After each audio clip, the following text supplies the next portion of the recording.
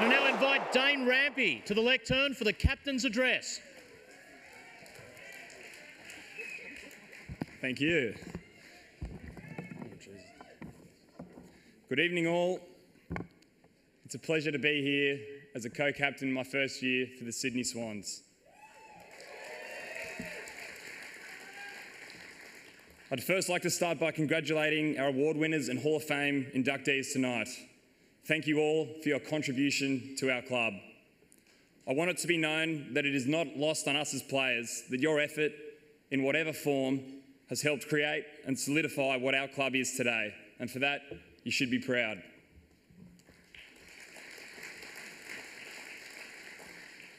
Tonight, we welcome 10 new families to our great club.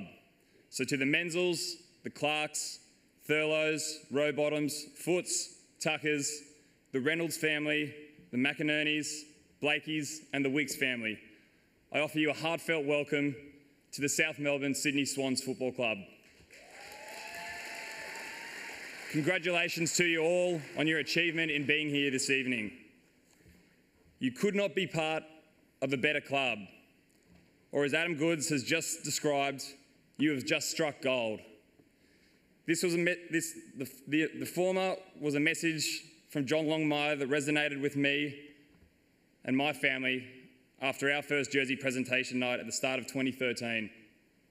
The club had just achieved premiership glory. It had made a bold trade to strengthen its list, and it provided me with a very unlikely opportunity to play in an environment that was famous for getting the most out of its players. From a pure football sense, I agreed. I couldn't have landed anywhere better. But what I didn't appreciate at the time was the fact that this statement was not just confined to football. I stand here proudly with the absolute belief that this is still the case. And it's this message that I hope will resonate with you, just like it did with me.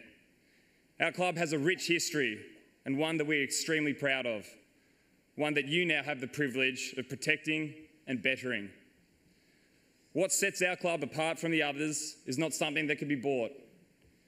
It is not some strategy that can be created, nor is it something that can be won. It is something that forms the basis of our 145-year history, something that our club's great foundation has been built upon. It is what drove Bobby Skilton to what he describes in his own words as his greatest ever achievement, his one and only ever finals appearance. It is what we saw from Captain Dennis Carroll and Coach Rick Quaid back in the early 1980s when they had to lead their divided team out through a black banner, one symbolising the fierce protests of the club's desperate move to Sydney.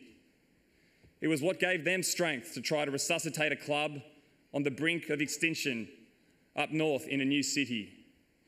It is what helped keep our club united as one throughout arguably our club's toughest ever years, 92 and 93, the years in which we recorded 26 straight losses, an all-time AFL record.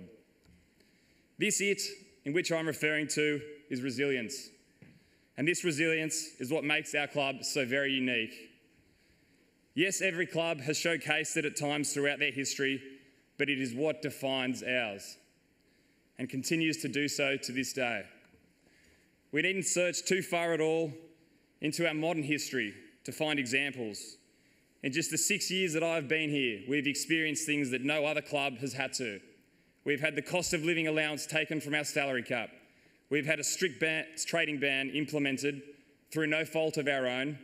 And most devastating of all, we've had to witness one of our greatest ever Bloods, a Bloods legend, and one of our most influential Australians forced into retirement.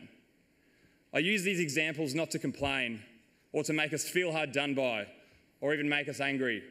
I want that to be made absolutely clear. I use these examples to shine a light again on what I believe to be our club's defining characteristic, resilience. It is from this very resilience that we can draw unlimited inspiration. I am forever inspired by our club's ability to overcome anything and everything that has been thrown at it, be it the recent removal of collar or the trade ban. I'm inspired by the courage, the class, and the composure that Adam Goods demonstrated while experiencing something that would have broken any other Australian. I'm inspired by the resilience of our leaders. Who could forget the aplomb with which Kieran Jack handled himself during the tumultuous week of his 200th game in Geelong, and then the 3 Brownlow vote performance to top it off. Jarrett McVeigh's 2017 season was thought by some to be his last. Not him, not us. It is 2 years later, and he still remains the absolute benchmark of resilience and leadership at our club. Macca, I'm unbelievably inspired by that. I'm inspired by Josh Kennedy's consistently high level of performance, a different type of resilience, but none less powerful. Lance Franklin is the most powerful influence in the competition. I'm inspired by his ability to carry what I can only imagine to be an incredible weight of expectation year on year on year. I'm inspired by the resilience of Callum Sinclair's 2018 season, one in which he shouldered the entire ruckload and had a career best year in the process too. In the NEAFL, Darcy Cameron took his game to a new level, and although rewarded with an AFL debut, I was most inspired by the consistency and quality of his performance, despite the disappointment of not playing seniors again that year. Colin O'Riordan in his short career has shown resilience that beggars belief. This inspires those around him. Matthew Ling's first 2 years have been marred by a frustrating toe injury. He has barely trained, let alone played. The energy and excitement with which he bounces into the club each and every day, despite repeated setbacks, sexbacks too, maybe, shows a resilience that I would not have been capable of at his age. As we set ourselves to embark on our campaign for season 2019, some for the first time as Swans, I encourage you all to draw inspiration from the resilience that defines our football club. Seek it out. It is everywhere. Not just from our players, but from our coaches, administration, and supporters too. What other club could stand united and defy the odds like we did in the early 90s and more recently in 2017? What other sponsor could stand united with us like QBE have for over 3 decades? And what other supporters could stand united with us through the longest ever premiership drought of 72 years? So to everyone that identifies with the Sydney Swans, I encourage you to embrace this resilience just as wholeheartedly as the players, because it serves as the perfect foundation for us all to achieve success. And for this success, I believe the sky's the limit in 2019. Thank you.